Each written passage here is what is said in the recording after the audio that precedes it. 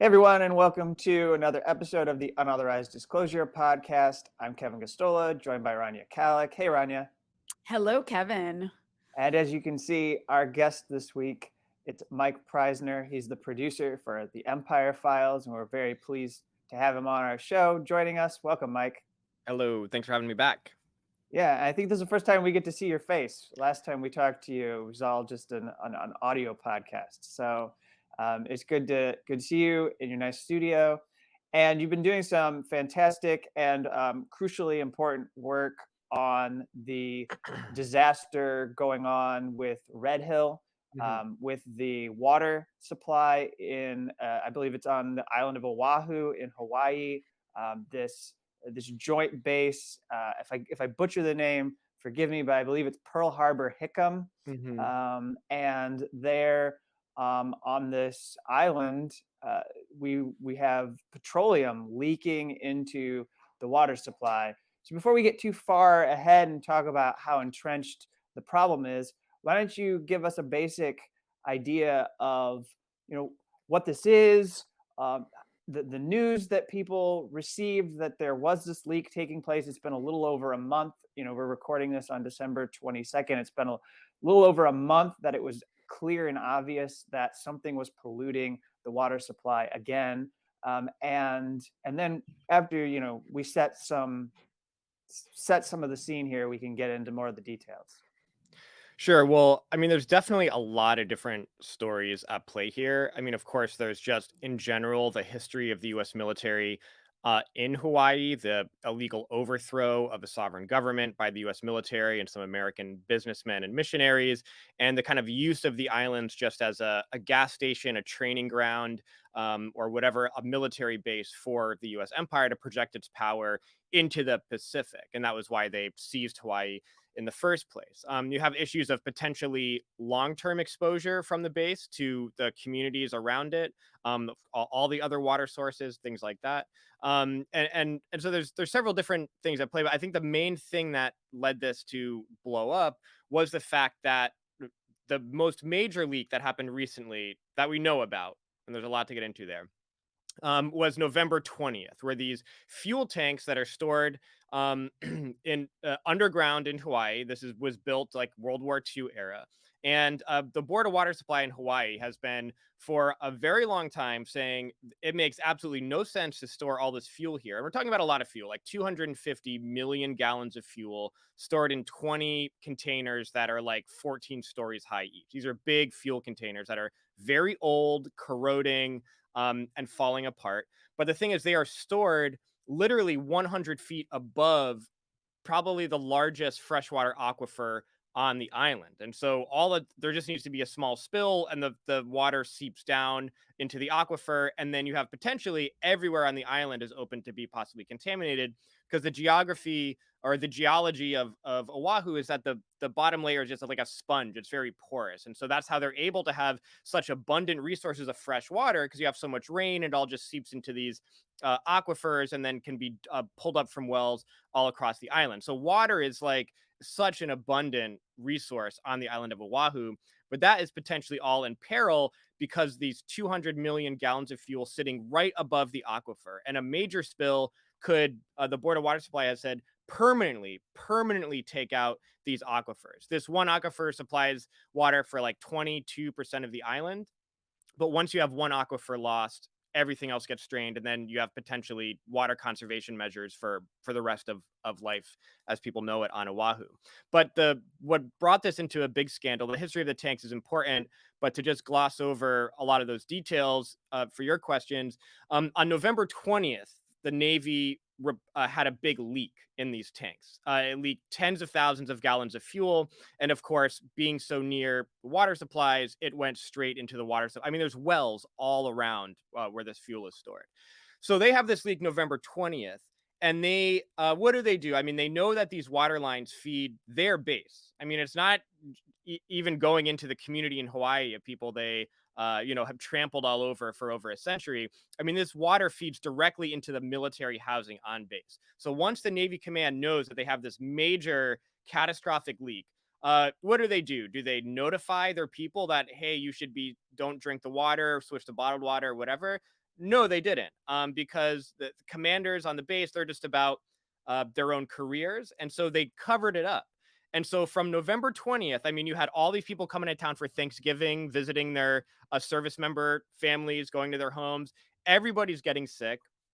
You have people going to the emergency room, chemical burns, whatever, things like that. The Navy then comes out when people start reporting, ringing their phone off the hook, saying, I smell fuel, we're getting sick, something's going on with the water. They still came out and said, you know what, the water's safe to drink. Don't worry about it. Keep using it to shower, keep using it to wash your clothes, keep using it to cook, trying to somehow get out of some heat from a big disaster by just saying that everything is fine. And it wasn't, I believe, until early December that the Navy said, do not touch the water. We're going to relocate you to a new housing unit. We're going to give you bottled water, and we're going to compensate you. Some people are getting like $500 a day in compensation. But this was after a very long period of the Navy just denying it and saying that everything is fine. And so the reason that this became a big story, I think, is because you had at the forefront military families, active duty service members, and in particular military spouses who were living on base with their husbands or wives, who just at these town halls that the Navy and the Army held, just railed against the command and calling them out for putting everyone's lives in danger. I mean, you had like infants, small babies that were in and out of the emergency room for about a week because their parents couldn't figure out what was going on with them, what was wrong with them. And all the while, the Navy knew that they had poisoned the water and that pregnant women, infants, children, I mean, pets were dying all over the place. Not as important when you're talking about infants, but still difficult for these families. And for a very long time, the Navy lied to their people and did not have them take proper safety measures to protect themselves and their families. And so we have a couple clips here. I'll go ahead and play this first one.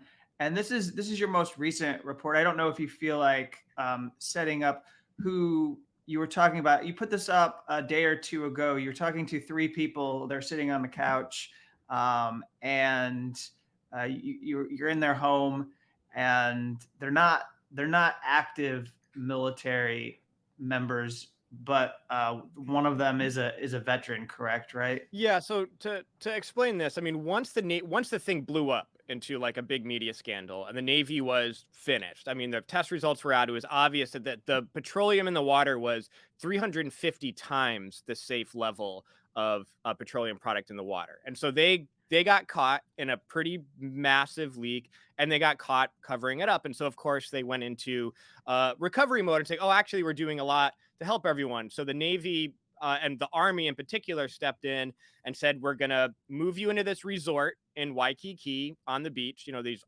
basically the Army and the Navy own like resort hotels in Waikiki that they just only soldiers can stay there and stuff. That's another story. So they relocate most of their personnel into these resorts. They deliver tons of bottled water. They start compensating people with like a per diem so they could pay for food and all the inconveniences. And they advertise that, look, we basically took care of everyone. There's a lot of service members who didn't get that, especially people in the Air Force who are just kind of left behind and are still living in their housing units, just having to use bottled water to wash their hands, stuff like that. So there's definitely a good amount of military personnel who hasn't been helped either. But the story that hasn't really gotten out is that it's not just military housing that's affected. There are civilian neighborhoods that are on the Navy waterline. And the Navy is just straight up telling people, no, you're not on the waterline. And they were telling people that for a while. But anyway, so I went to the home of a family who's in this neighborhood called Iroquois Point. It's mostly all civilians, and several thousand people live there. It's no small housing development. And because the Navy won't say that it's contaminated, they won't confirm or deny. They say it is not on our list of contaminated neighborhoods, even though it's contaminated, because everyone had severely adverse reactions. I mean, one of the men in this video, his son almost died from his throat closing up from the toxic reaction of taking a shower and brushing his teeth. But because the Navy has said it's not on our list of contaminated areas, then you have the management company who owns the housing development saying, well, the Navy says it's not contaminated, so it's not uninhabitable. So they're getting they're getting basically nothing. And so they're one of many families who are just completely left behind, who are kind of left out of this story. One of the residents had posted the Navy EOC hotline number. I called it, He actually flat out said we are not on the Navy waterline system. Really? Yeah. He also said nobody else has called in from our area to make any reports, which I know not to be true because Xavier called in. And I told him that. It's also been confirmed we are on your waterline system. He had the audacity to direct me to the Joint Base Hawaii-Hickam Facebook page with my concerns. So everyone who calls gets told they're the only one who's called, so there can't be a problem. Right. Yeah. If you're the only one, it must be something else you did. It's an Can't be the allergic water. reaction. It's you. You're imagining things. You're crazy. You know, you're seeing other people in the joint bases where they're actually affected and thinking you're affected. All right.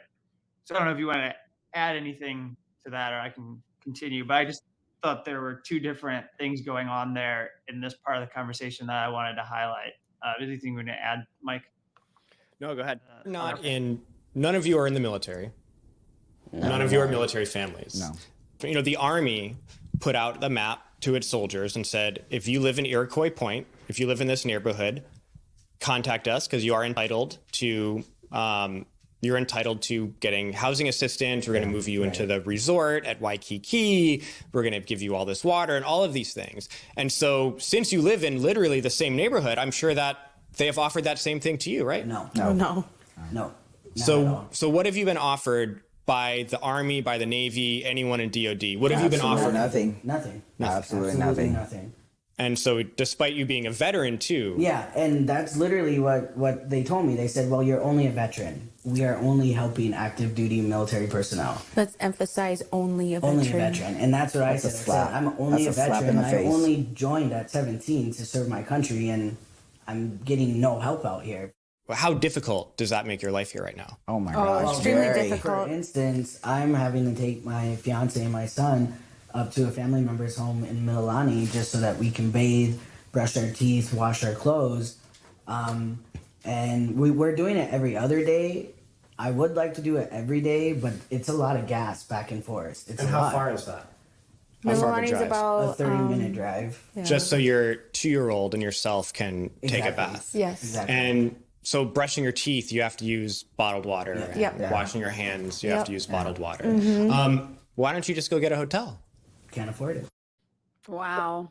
That's only part of it. I figure it's best to say, if you want to see the rest of it, go to empirefiles.tv and watch the entire segment. But that's an important part of it that I wanted to make sure we brought into our show.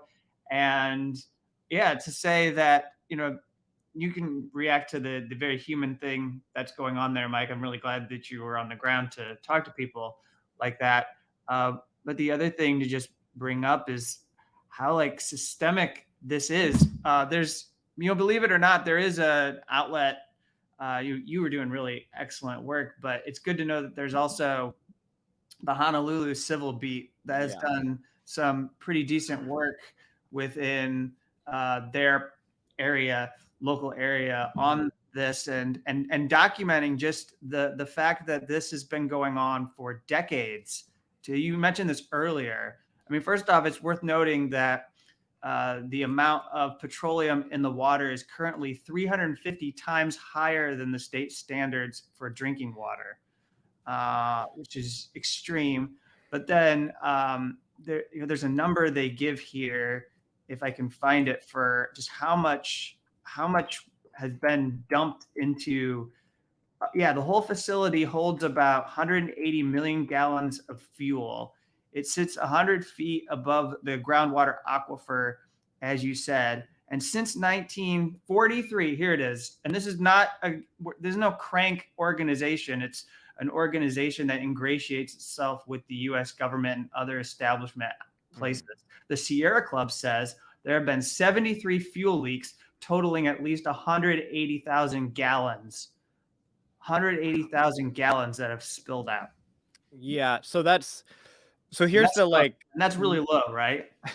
That's that's underestimating, right? That's definitely underestimating, and that's kind of also going off of the Navy's data. And one of the things that this is exposed is that the Navy is completely incapable of doing its own tests and its own maintenance and everything. There was a long hearing yesterday, actually a 13-hour long legal hearing with the Department of Health and the Navy, which we can also get into. But the big thing here is, okay, we have the current disaster. We have the fact that the Navy had this major spill on November 20th, and impacted possibly 100,000 people or more with unknown long-term side effects. Are people going to have miscarriages? Are there going to be birth defects? Are there going to be infants that have permanent long-term health problems? And are there adults that are going to have permanent long-term health problems? But just, say the best case scenario, people just got sick for a couple of weeks and everything is going to wear off, except for the many, many pets who died and people having to deal with that. You still have this issue of a extreme negligence and that people need to be punished for. I mean, you can't, as a leader, poison all your own people, lie to them, not tell them it's happening, and then get away with it. When you have this other side of the past, is how long has this really been going on? Because, there's actually going to be several other reports coming out from Empire Files. So you just go to our YouTube and find this one and other things that are coming out. One of the things is, everyone I talked to, and I went to a bunch of different neighborhoods, military especially, but non-military also, but everyone who went there for the military and military families, all of them in different areas that I talked to said, as soon as I got here, I started feeling different. I started getting migraines. I started having stomach problems. So, and these aren't like conspiracy minded people. I mean, these are just people who are saying, like, I noticed something happened with my body as soon as I got here, and now it's all starting to click. How long has this been going on? We know that the Navy had been finding petroleum in its test wells 6 months ago. They were finding it. We know they've had major leaks pretty much regularly. Like every year, every 2 years, there will be a major leak. So and because the Navy is solely responsible for testing its water lines and its wells, and it's been proven that it fails at its ability to test, or it covers up results, there's a big concern about how long have people been drinking contaminated water on these bases. And could this be another Camp Lejeune type situation where, a huge story everyone should dig into, but the Navy, same culprit, lied for many, many, many years, saying the water is fine, and actually many people died and developed cancer and miscarriages. I mean, there's a cemetery called Baby Heaven outside Camp Lejeune because so many infants and stillbirths happened that there's cemeteries dedicated to it. That was from the Navy poisoning the water. And so there's this legacy of these tanks that they have always leaked. I mean, since they were built in the 40s, they have always leaked. They have never not leaked. And then so the big struggle now on the island is you have what just happened, what's happened in the past and the legacy, but what is going to happen in the future? And this hearing that just happened yesterday, where the Department of Health basically, it was 13 hours, so I can't summarize all of it. But the main point is these tanks are at the end of their life. It is the end of the lifespan of these old rotted tanks that are not even really held in anything right above this important aquifer. It is a 100% guarantee that the leak that happened on November 20th, that there will be more leaks, that the leaks will be bigger, that say best case scenario, this leak that just happened, it didn't make it into the aquifer, it didn't make it into the main well shafts, and it's something that can be remediated.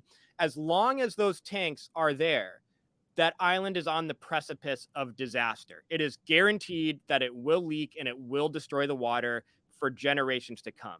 And so the Department of Health, the Board of Water Supply, they're saying, you need to move the tanks. I mean, just move them. They're like 100 years old. Like, just build new tanks. You're the military. You have a lot of money. You have a lot of technological capacity. And the Navy is just flat out refusing. I mean, they're even refusing the minimum demand, which is the governor and the Department of Health has said, at least take the fuel out of the tanks temporarily while you patch up the tanks and put in some remediation efforts. And they've even said no to that. So even the most minimum demands, the Navy, in this, just purely colonial behavior, is just saying, we hear your demands, we'll take them as requests, but we got some important war games coming up, and that's important for our promotion paperwork and our command reviews and things like that. And so if we defuel the tanks, then we're not going to be able to blow a bunch of shit up in the ocean for a week, and then I'll get a medal pinned on me and then go on to my next command. And so those are the dynamics at play. It is completely unconscionable that these tanks would exist there against the wishes of not even just the native Hawaiian community that understands the danger that they pose. But literally the government of Hawaii is saying, and the Board of Water Supply Department is saying, you got to move these things. And Navy's just saying, well, no. I'm curious, like, how much of this, you use the word colonial mentality or the phrase colonial mentality. I mean, how much of this is targeted, or is it like they can get away with it with Hawaii because it's Hawaii? I mean, not a lot of Americans are familiar with the history of Hawaii or like understand that the US, like much of America stole it. But like Hawaii is not even like in the mainland. It's like so far into the Pacific. It makes no sense why Hawaii is like an American state other than the fact that they just like went across the ocean and stole it. So I mean, how much of it is because there is this like colonial legacy when it comes to Hawaii? That's a Yeah, little well, bit different than the rest of the country. no, that's a great point. And the way you say it, like in the conception of the mind of Americans, like, it's we don't always see Hawaii as part of the United States. And there's a reason. I mean, that the Oceania, the Pacific Islands, that the U.S. just treats as military bases. I mean, Hawaii is one of them, and it didn't become a state until pretty recently. But you have Guam, you have Micronesia, you have these other countries that are just small islands in the same region that are part of Oceania. Like, it's a liquid continent. These aren't just disparate islands. They're connected historically, culturally. And the U.S. empire saw these little islands and said, we can just use these to project our power in the Pacific. The tentacles of the octopus can spread across that region that we want to dominate. And Hawaii is like the head of the octopus because it's a big landmass, and it has Pearl Harbor there. And that was the initial region that the U.S. wanted Hawaii, and then all of the other islands to kind of project its power out. And so it was always meant to be just a military garrison. I mean, Pearl Harbor, that harbor was the breadbasket of Oahu. It was such a rich fisheries, and it was just literally where all the food on the entire island came from. It was so abundant. And that's why it's called Pearl Harbor. I mean, these pearl oysters just lined the entire ground. The U.S. Navy came in and said, oh, this is a great place to park our ships so we could wage war against the rest of the world. Pearl Harbor, which was once the breadbasket of Oahu, is now a Superfund site. I mean, even Joe Biden, when he went there on Pearl Harbor Day, he said, oh, you can still see the oil on the surface of the water from when the Japanese attacked us here. It's like, no, that's from the ships dumping all their fuel into the water. Now there's big signs all around Pearl Harbor, this once abundant fishery, that says, do not eat the fish or you will die. Wow. And so that's how always the U.S. has treated Hawaii. But it was always just meant to be one of these little Pacific colonies that they just parked their ships on. And there was a struggle on the island by people who had moved to Hawaii. In particular, Native Hawaiians never supported it, but to get statehood after it was seized as a territory and illegally annexed, which really was missionaries and farmers, white settler farmers, having the military come and help overthrow their sovereign government.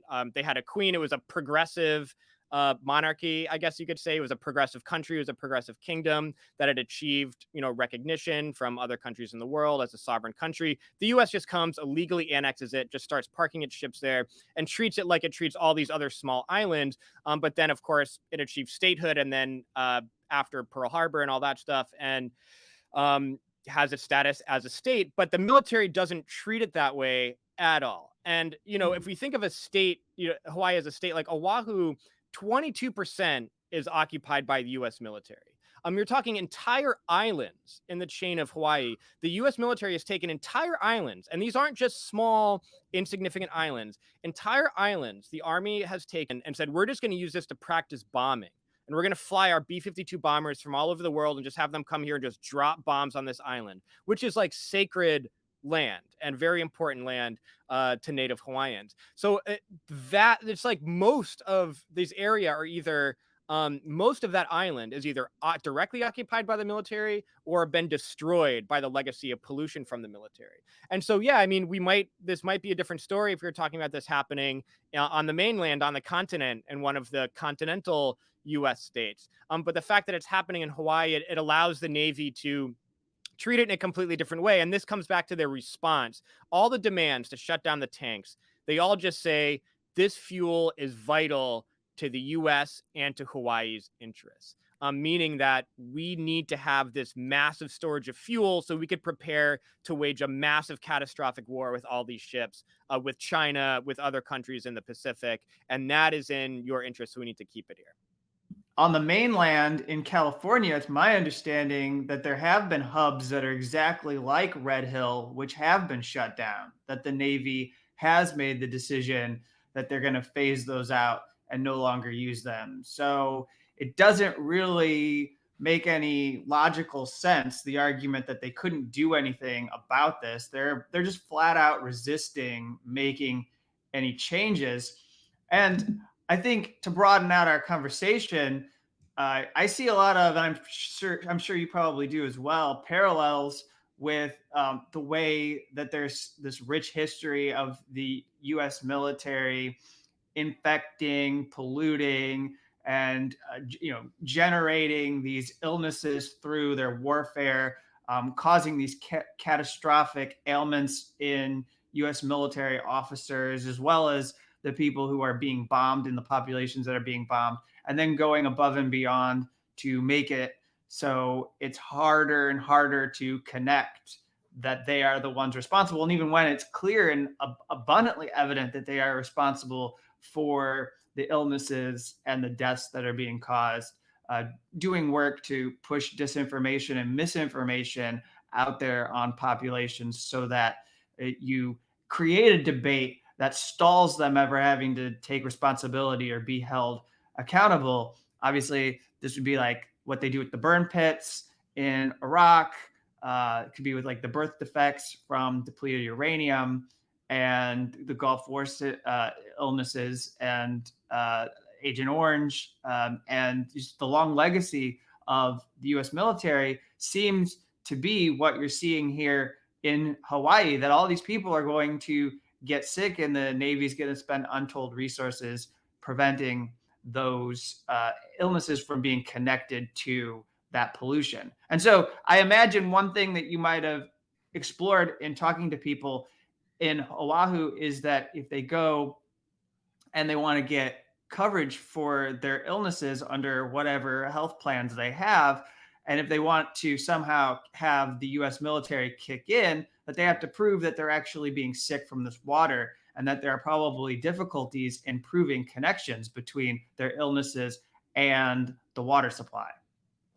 Yeah, I mean, that's the MO for the military. I mean, they put probably more money into studies to study if Agent Orange was a thing, Gulf War syndrome, but they put more money into studies to deny that they're culpable than just what it would cost them to actually pay benefits to the people that they poisoned. And of course, that same thing will play out here. I mean, when you have something like symptoms from ingestion of chemicals, I mean, they can say, well, that could have been from something else. There's other toxins in your environment. I mean, it could be from, you ran your car too much, in your garage, or just random things like that. And so they're able to say, like, when you have sicknesses that are from ingestion of small amounts over a long term of chemicals, it's very easy to say, well, there's so many other things in your environment that could have caused this. And that's been the MO. And so you did have a lot of military families at these hearings confronting them about that, saying, are you going to take care of me if my kid is born with a disability and things like that? And their answer is basically no.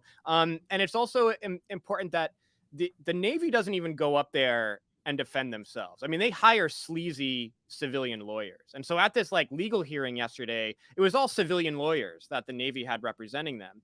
Just like with Camp Lejeune, it was all this army of civilian lawyers that ran the whole PR and ran the whole defense case. I guess the Navy lawyers aren't, competent enough to do it themselves. And so, yeah, I mean, and one of the things is that, the military command there, I mean, they're there for 4 years maximum. If you get assigned to command at Pearl Harbor, you're in, then you're out. And your only job at Pearl Harbor is to do as many war games as you can, as many practice missions as you can, to get enough points on your paperwork to go to the next command with a promotion. And that's all they care about. And so that's why constantly you've had people in Hawaii, in particular the Board of Water Supply, like the people who are responsible for clean water on the island, saying you have to move these tanks, and they just completely brush it off because they're just going to cycle out. And one of the other things is that, like, one of the reasons why, like, you're right, in California, for example, there were like exercises or military ships that were like killing these endangered whales and like dragging the carcasses of endangered whales on the bottoms of the ships into the harbor in San Diego. It caused a big outcry from environmental groups, and then they stopped those maneuvers in that particular area. Because it was controversial and it looked really bad. Hawaii, they're completely refusing. And one of the reasons is because there's these war games called RIMPAC, which are these major annual war games where they basically practice going to war with China, bringing all of their allies in the Pacific together and just drill for going to war with China. And this is very, of course, important for their promotions and all of that stuff too. And so if they were to do what's right now, and those happened at the beginning of the year, if they were to defuel the tanks, if they're going to start remediation, they would have to cancel RIMPAC. And so there's a good chance that that's one of the reasons they're so resistant, is they just really want to do these stupid war games. Jesus Christ. I mean, that's just like the dumbest reason. Not that any reason is okay, but that's so much dumber than just like maybe they don't have money, which they totally do. Like, it's just baffling, and it goes beyond just this issue, because it's like everywhere you look, like the US military just pollutes everything they touch. They're the biggest polluter. I don't know if you want to like broaden it out a little bit, but like you and Abby are working on this big like project just about that. And I guess this is probably one component of it. But can you talk a little bit about how like it's the US military is like the biggest polluter in the world, and this isn't like the only place it's happening, or the places you mentioned are not the only places they're happening. It's like everywhere they touch. Yeah, so we've been for about a year now really exploring this topic of the military as a major polluter. We're working on a film or miniseries. It's a lot of content, so it's hard to imagine it fitting in one film once you really start digging into this topic. You can go to earthsgreatestenemy.com to learn more about it. But yeah, I mean, I think just in general, if you can, of course, conceptualize the fact that there are over 900 U.S. military bases basically in every country in the world, and every one of those military bases churns out with its military equipment a massive amount of carbon emissions. I mean, like one B-52 bomber spits out enough carbon emission as like someone driving their car for 7 years, and that's one B-52 bomber in like an hour.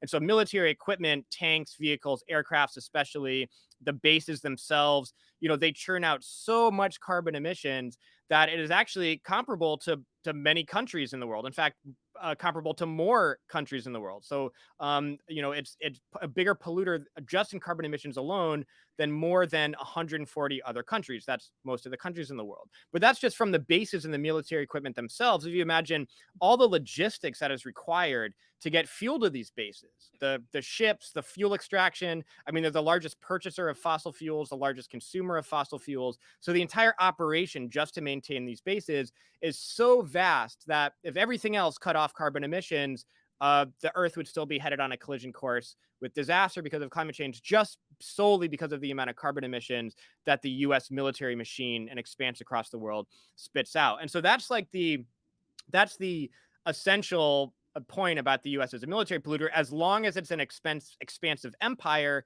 the carbon footprint will be just so massive that it will cause the destruction of the Earth. And there's no way to green that. The only way you can solve that is actually by shutting down the military bases and not having them continue in that way. So sorry, Abby just interrupted me. Thanks, Hi, Abby. I'm glad she made like a weird cameo. We don't really know if it was her. It was like the door might was have been stuck, like, and so she was slowly trying to slide in, and I was extremely confused. But I have a coffee now, which is excellent. Thank That's you, Abby. fantastic. Congratulations. She's a very good partner to get you coffee. Shout out to Abby. But yeah, so anyways, but once that just scratches the surface, the issue of the carbon emissions. And then when you start thinking about places like Pearl Harbor, it's not just that the emissions that come out, but everywhere the U.S. plants its flag, the U.S. military plants its flag, it just starts dumping and polluting that entire area. And at bases in the United States, I mean, they're subject to EPA regulations. And so they have some restrictions with what they can do, even though they ignore them. Bases overseas, they follow no restrictions at all. So places like Okinawa, Jeju Island, Korea, I mean, there's so many places around the world where military bases have just destroyed the habitability of the area around it, the ecosystems and everything. And these are opposed by local people. Like, for example, in Okinawa, like everybody opposes the military base. Jeju Island, Korea, which I mentioned, everybody opposes the base. They all come out and demonstrate against it and chain themselves to construction equipment. Like everybody who lives there goes out and takes part in these actions. They'll hold a vote, and like 99% will vote against the military base, and the US will still do it. And so this attitude that they can just dump any amount of chemicals that are forever chemicals, they never go away. They leave those areas toxified forever for humans and for animals, for plant species. Not only do they do that, but they just have this completely arrogant, imperial arrogance where they just say, well, we don't care that you don't want these here. We're just going to come and dump it anyway, and just no regard whatsoever for the people. And so there's so many other aspects of military pollution, from the manufacture of weapons. There's so much there. It's so vast. But the issue of Superfund sites is just a big one. Anywhere there's a base, it destroys the environment. In fact, there's designated Superfund sites all across the U.S. There's over 1,000 of them, and these are areas that are severely contaminated, like need severe remediation for them to be in any way habitable in the future. And the majority of them are former military installations. And so when you think about this issue of toxic sites, oh, maybe factories are responsible and corporations, it's the majority is from the military. Yeah, I mean, to say it's oopsies that they're polluting at all of these bases, it's almost exactly akin, and probably derived from the same culture of collateral murder, right? Where all these strikes happen, whether they're drone or just airstrikes from manned crafts, that they accept that these tens of thousands of people are going to be killed at a pretty regular rate, and that it's just built into the system. Like the pollution is built into the system, just like collateral damage, so to speak, or collateral murder is in warfare. No, of course, and I think that it was really sad being there and kind of recognizing that this just incredible. I mean, everyone loves Hawaii. It's the paradise. That's why everyone wants to go there on vacation from all over the world. I mean, it's just such an incredible place that is just so massively rich in culture. And it's just a dumping ground for the military, and they have absolutely no regard for it and are seemingly invincible. I mean, they're even in the face of this huge crisis and all of this pressure, and even the governor saying, you got to clean this up, they're basically resisting everything. But this legacy does give me some hope here, because the Navy is contending with a real force, and that is the Native community in Hawaii. They are highly organized, they are militant, they are powerful, and it is really a sleeping giant. And there was a struggle a few years ago called Mauna Kea. It was around the sacred mountaintop that a corporation wanted to build a big telescope on it. And this really just was the biggest struggle in Hawaii in generations. And you had tens of thousands of Native Hawaiians mobilized from all across the islands in Hawaii to go to Mauna Kea and just chain themselves to the gate so the construction equipment couldn't come in, and lived up there for months on this mountaintop. Tons of them were arrested. It was all the elder Hawaiians that were arrested. So all the old people that were like, I'm at the end of my life, I'm going to get arrested, so the young people don't have to get arrested. I mean, it was a highly militant struggle that stopped the construction of that telescope. That is a potential for what the Navy could be facing, the struggle against the Red Hill tanks. And so I went to one protest that was only Native Hawaiians. I mean, myself and my camera person were the only non-Native people who were there. And they, 4 o'clock in the morning, under cover of darkness, snuck up on the gates to the Navy commander. And this is federal land. This is trespassing. So it was illegal for them to be there. Swooped up in like 20 pickup trucks in the middle of the night, all pour out tons of rocks and just build this giant Native altar in front of the sign of the gates to be like a magnet for struggle, basically planting their flag, saying until those tanks are there, we are planting this flag of resistance here, and we're going to continue to hold actions and militant confrontations against the military. And it was, to me, I mean, just so mind-blowing. I mean, the way that they struggled by bringing in cultural traditions and ceremony and things like that, it was so different from anything I've seen anywhere else. And it really is a sleeping giant on the island. I mean, there are so many people that recognize, and allies who are not Native Hawaiian, but who are very much ready to come and stand with them. And that struggle was huge around Mauna Kea. And I think the Navy is thinking that they can just, continue to make their excuses and say, oh, we're going to do this and that. We're going to make sure it doesn't happen again. Everyone I talk to at this action, nobody is taking that excuse. Nobody is accepting anything less than shutting down the tanks, which the Navy said they are not going to do. And so the big question now is, how is this going to develop? And it could develop into a mass Native-led struggle on the island that is, could serve as epicenter for the environmental struggle nationwide. And it's targeting the military, which is different from these other Standing Rock and Line 3 and things like that. I mean, these are important historic, like movement shifting struggles that have happened to protect the environment. But this one is against the military solely and directly, and is literally at the gates of the base. And so I think it's something extremely important to watch, and could, it's like the reason that we are exploring this film and trying to do this film project, Earth's Greatest Enemy, is because we want the environmental movement to take on imperialism and take on the military, because it is such a big polluter. And by and large, it is not really acknowledged in the climate change movement, which is a big and popular thing now.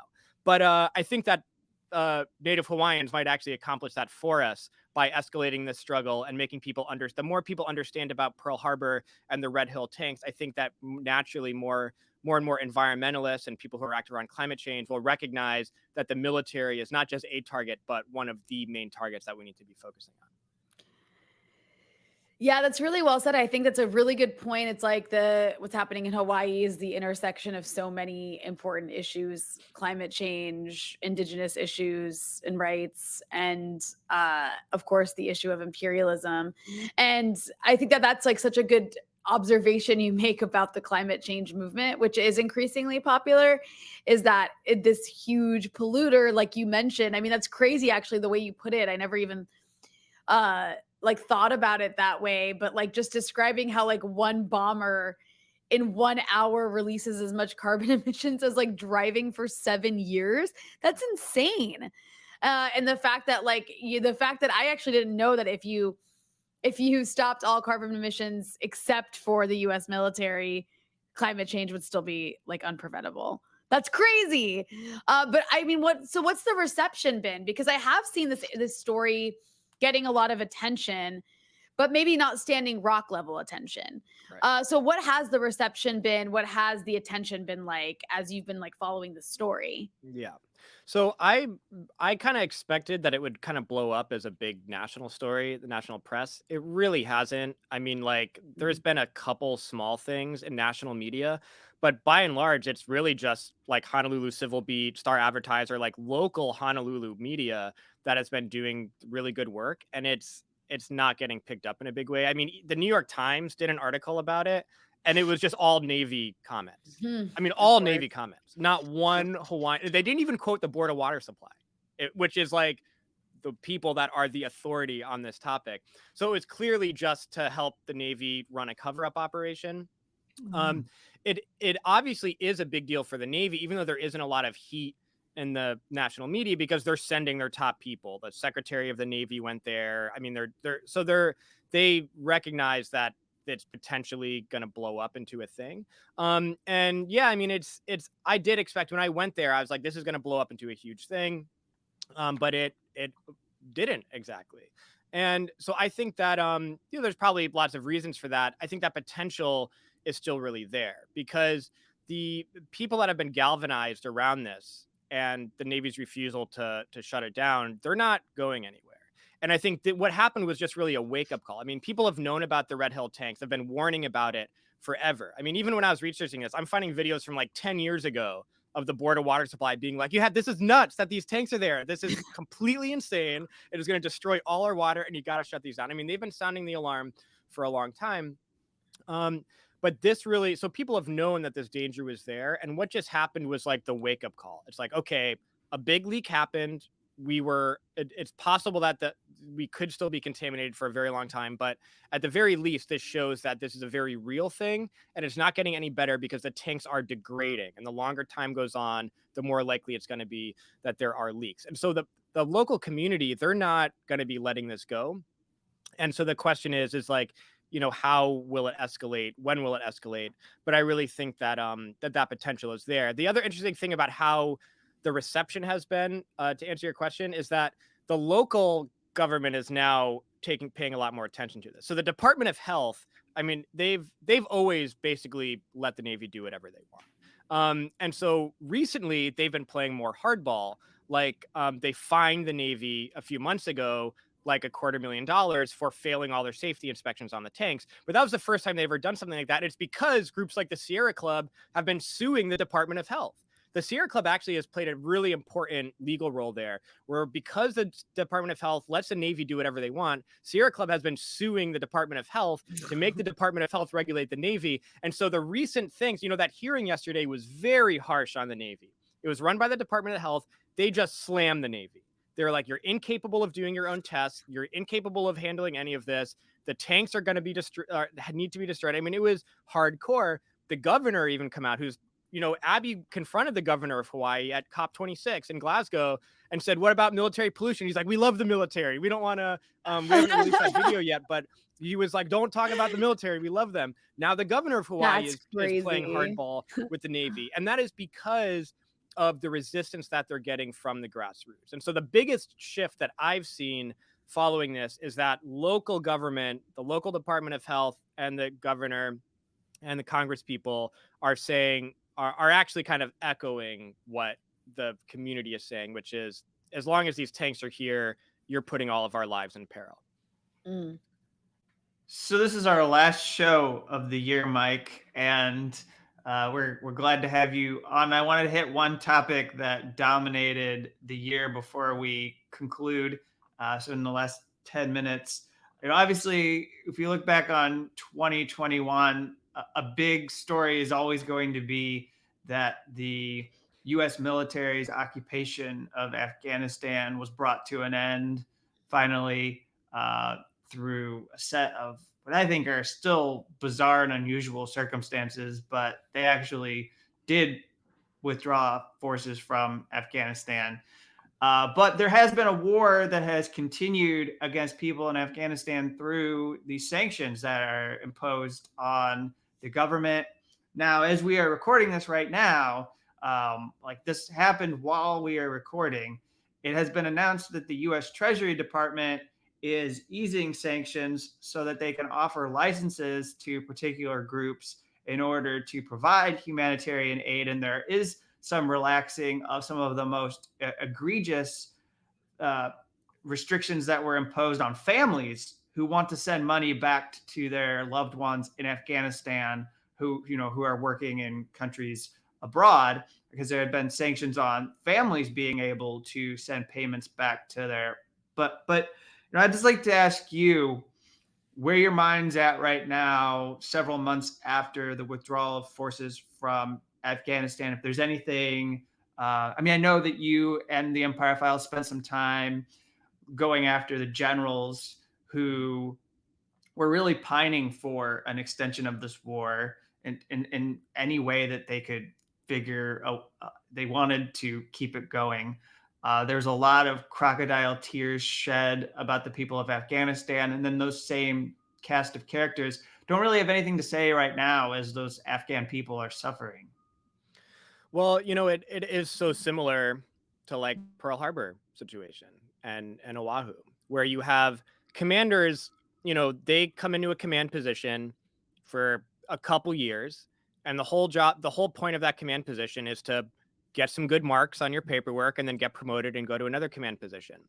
And so there's so you like it. You want there to be a war. And so like in the same way that no commander on Oahu, no Pearl Harbor commander wants to say, you know what, we're going to move these tanks because they're very dangerous. And then my entire command history at Pearl Harbor is doing this very controversial thing where there's no war games and all we did was remediate these tanks and it didn't help the military at all. And then, like, of course, no one's incentivized to do that and they're completely in control. The same thing was true with Afghanistan, where the generals liked it. I mean, they're not they're not at risk of getting their legs blown off. They weren't at risk of getting shot. They go on these very protected bases. They sit in their command room. They get medals pinned on their chest for sending people, 100 miles away to go get killed. And so what interest did the generals have in telling the truth about the war and saying that it was a completely lost cause and needed to come to an end? And so that war just dragged out forever because you just had these generals who it was fine for them. It was good for their careers. And what interest did they have in telling the truth? Lying about the Red Hill tanks being a danger, lying about the Afghanistan war being a complete disaster. And so the interesting thing about what you brought up in terms of how the U.S. is now dealing with the Taliban in terms of economic pressure and sanctions and holding money in the bank, things like that. I mean, this is how they dealt with the Taliban under Bill Clinton in the 90s, right, which basically means that they've just come full circle and are back to, and basically meaning that if they had never invaded Afghanistan and spent 20 years there, they'd be in basically the exact same position they would today, except the Taliban is a lot. You were dead, except fewer dead people, except for fewer dead people, right? Right. But yeah, right. And so they've done a complete full circle, and they now want to act like Afghanistan was some great victory. I mean, Biden's whole presentation of the thing is that we accomplished all of our missions there and things like that, which is just, absolutely makes no sense. And so I think there's a lot of parallels. And then the generals, all of the generals that everyone who was the commander of the Joint Chiefs of Staff throughout the Afghanistan war, everyone who held a top command position in the Afghanistan war, all of them work making six-figure salaries on the boards of defense contractors or banks or scam nonprofits or things like that. So everybody who lied us through 20 years of war in Afghanistan, while Afghanistan is reeling and everyone who is impacted by the war is reeling, those guys are doing great. Their careers have taken off, despite the fact that, they presided over a completely failed, lost war. Well, we should spare a moment for people like Richard Engel, who lost their ability to parachute into Afghanistan and moonlight. I know it was an extraordinarily rough year for Rich. I haven't seen Richard really in social media at all. I think he just went and has been pouting. Maybe he got kidnapped by another Syrian rebel group. I think he went to like Tuscany to just be upset that he couldn't push war in Afghanistan anymore because it wasn't popular. Right. I mean, the other thing that happened with the situation in Afghanistan too is like Biden straight up, like openly during his big speech about withdrawing what did he say? Something along the lines of like, we have to do this because China's the threat. He actually was like, we have to leave Afghanistan so we can focus on another war. Like, yeah. I mean, and that's all my contacts in the military, and this includes people who are like in the special operations community, like special forces guys and stuff. I was asking them like, how's everyone, reacting to the Afghanistan thing? And they're all just like, oh, well, it's all China now. We've all the training. It used to be all your training to go to Afghanistan. So all you do is get ready to go to Afghanistan and go drive around on a pointless convoy in the mountains and get blown up, and what you do when your vehicle blows up. Now it's all just switched, and now it's all practicing for war with China. And so it's not just like a hypothetical thing when they say that. Actually, the entire military training shifts to, those kinds of things. So it's they're preparing for it. It's in their plans. I mean, so it's not just hyperbole when Biden says something like that. No, and then we also have this like move to Africa as well, which has very much to do with China. And we saw like Tulsi Gabbard was like a part of that, where like a lot of these forces are being moved from certain positions in the Middle East, even to like Northern Africa or to like the Horn of Africa, to East Africa. Yep. And all of it has to do with China at the end of the day. Like, it's like, that's like everything is oriented towards that. So it's kind of like, yes, a war ended, but at the same time, it was literally to make room for the next war. But at the same time, go ahead. No, continue. Well, I was going to ask you, like, at the same time, it feels like in the last, 10 years or even just 5 years, like, obviously the U.S. empire is still very strong. There's no question about that. It's still massive. It's still all over the world. But there does appear to be somewhat of a weakening. And I'm curious your thoughts on that, of like a sort of weakened U.S. empire, There's maybe many reasons for that. One thing is like there's just so many contradictions in the US domestically, where it's kind of like beginning to weaken from the inside. But moreover, you have just these rising powers, whether it's China or Russia, or China and Russia working together, which is a new thing. And this kind of like alliance of countries that don't have very much in common with each other, except for the fact that the US bullies them. And by that, I mean like, Venezuela, Iran, Syria, increasingly Ethiopia. So I'm curious, like, what your thoughts are on, as one of the, people at Empire Files, what your thoughts are on the state of US empire.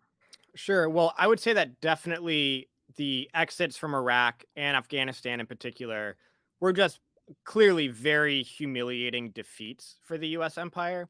Um, and defeats that lasted a long time because they dragged it out because no one wanted to take responsibility for it. And so, yeah, I think it definitely gives the appearance that the empire has been dealt these huge blows.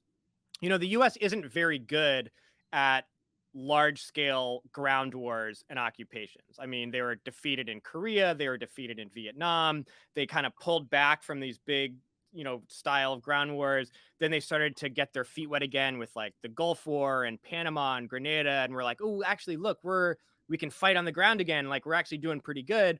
So then they're like, all right, we'll go to Iraq and Afghanistan, and then just got completely crushed militarily. And they really were, defeated handily in the face of those resistance movements. And so it just took a very long time to accept those defeats and withdraw people. And that's why even, this process started under Obama, this transition from the Bush era, we can do big, large scale occupations and invasions. Obama, of course, favoring drones, special forces, small lily pads, things like that. And so that's the changing strategy for the empire, is to recognize maybe we overstepped our bounds doing things like in Iraq and Afghanistan. We should stay away from large scale wars, use those other methods that we're very good at, of assassinations and sanctions and things like that. But that doesn't work well for the great power confrontation with China. And so, yes, the US is weakened in the sense that it recognizes that large scale wars can be very catastrophic for it. And that waging regime change and wars through proxies, through special forces and stuff is definitely favorable. But you have the Pentagon in their plans some kind of war with some big powers, and not to try to draw everything back to Red Hill, but when we talk about now, the focus of the Pentagon is this confrontation with China and allies of China, or this alliance around the world. I mean, Hawaii is like the key for the US's ability to wage war against China. Pearl Harbor is key to that. I mean, it's, like I said, it's the head of the octopus in the Pacific of the US military machine. And so it absolutely has everything to do with the Navy's refusal to take any action on the Red Hill tanks. It's because they're all being told from their superiors, we have to be mission ready to have this major war with China at any moment, which of course China would never start. It would just be the belligerence of the United States that led to a situation like that. And that so they are favoring this completely hypothetical and unlikely, unless it's for the US starting a war, scenario to play out, that this aggression toward China that only benefits a small group of rich people in the United States, and is willing to sacrifice everyone on that island for their ability to just be mission ready for this, imaginary war with China that they want to have. But I know we need to wind down. I'm just going to squeeze in two quick things, and then we can let you have the last word, Mike. So I'm going to invoke my home city of Chicago and say I sincerely apologize for us inflicting upon the people of Japan Rahm Emanuel, who is the best evidence that there might actually be a government run by lizard people, because he seriously, I think he is one, but he's going over there to be the U.S. ambassador to Japan. The reason why I raised this with you is not really to get into a discussion of police issues and cram that in at the end of our broadcast, but to say that he's going to be the U.S. ambassador to Japan. And it struck me that we've had so many scandals around the Okinawa base in Japan, and that he's going to be there as like a public face for government and dealing with anything. And there's quite a rich history. We want to talk about impunity and lack of accountability. There are actual Japanese girls who have been raped by U.S. service members over there while they have been stationed on that base. There are dozens upon dozens of cases. There's even murders of people that have gone unsolved and unpunished or prosecuted because they were military officers who committed those. So I just wanted to throw that out there as we wrapped up this broadcast. And you're welcome to say anything or add anything. And then finally, just again, you got a lot of kudos and people praised you for disrupting President George W. Bush earlier this year. But I will say that's been really inspirational for me. And as I look to things that I'm hyper focused on WikiLeaks founder Julian Assange's case. And when I think about, what it really says to me when we're disrupting people who are war criminals is that this is the best possible hope that we have of shaming anyone in government into feeling like there is a threat of accountability, that they do actually have to change their actions. And only if you make people who are in those positions feel like they're going to be followed everywhere they go and face that kind of disruption, are you going to see them make any changes? Because it's clearly missing. Like that's why the Navy, let's bring it back to Red Hill. That's why the Navy is going to keep saying what they're saying. I mean, until it's almost impossible for them to do business as usual, we're going to get the same old. Yeah, absolutely. I mean, that's why this story became what it was, is because like the army wives were like going off on the commanders and putting themselves out there in a way. And also when I was there, a lot of them were scared to talk to press because they're afraid of their husbands' careers being destroyed. And a lot of activity guys I talked to, they wanted to talk to the press too, but there was just a lot of fear and intimidation. But that's what made this thing blow up in the first place, is people willing to confront power, people willing to make them feel uncomfortable. And so, yeah, I mean, on the one hand, you have, yes, if there's a culture of disruption and people and politicians and military officers feel that their decisions will be called out to their face in a very public way that can be very embarrassing for them, of course that's an impact I hope it has. But also doing those kinds of things, it can also be a magnet for others in the movement, and that disruptions like that can inspire others to do the same things. And so on Oahu, it was once military, some small number of military families started speaking out, tons of others did, because they saw that and they felt that they wanted to fight too.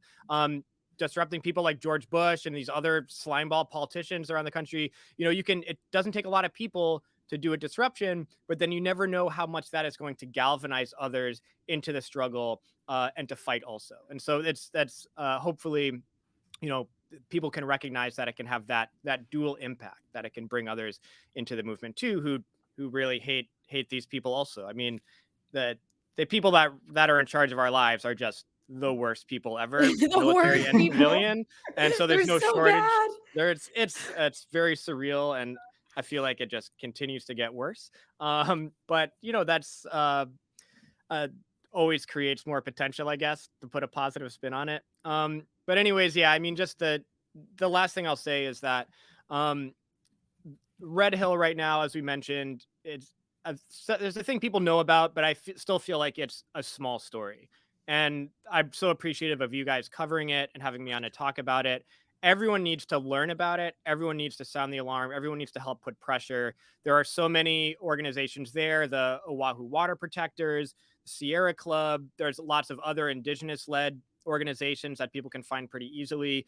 And they're asking for different things, like calling the White House, like the pressuring the military command. There's all these things people can do to help. But as much as people can get this story out there, I mean, I think that if we are able to make this a bigger story and a bigger focus point of struggle, it can possibly shift the environmental movement as a whole, because we are going to it is targeting the military. They are the culprit, and it's not just there. It is all over the country, all over the world, that they're doing the same thing. And this could be the entryway for millions of people into that struggle, that if we can fight for Red Hill and people can recognize the enemy, the culprits, and what's just in that situation, then that opens up the hundreds of other Red Hills all across the world. Right, and to learn from Red Hill and recognize that there's all kinds of other bases where this is happening. So to let the Red Hill mobilization be kind of a model for people to confront those other examples. For sure. I cut you off, Rania. I don't know if there's anything else. No, I was just gonna say that was very well said, and like I really hope that turns out to be the case. I think you're absolutely right that this is like this has so much potential. And I love that. I just want to say this is just a comment of like praise for what you and Abby are doing.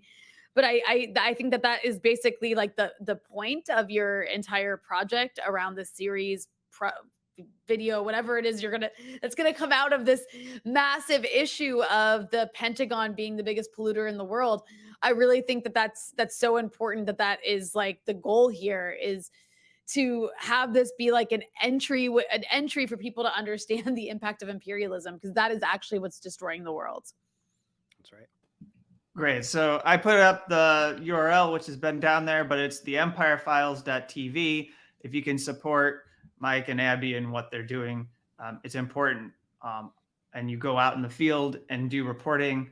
You're not just the armchair podcaster yelling. You know, I got my mainstream media clips and I'm just going to yell at the talking heads on TV and then be done with my day after I churn out some content. No, you're actually like talking to real people and making a difference. So it was good to talk with you, Mike. Thanks for joining us. Thank you so much for having me, y'all.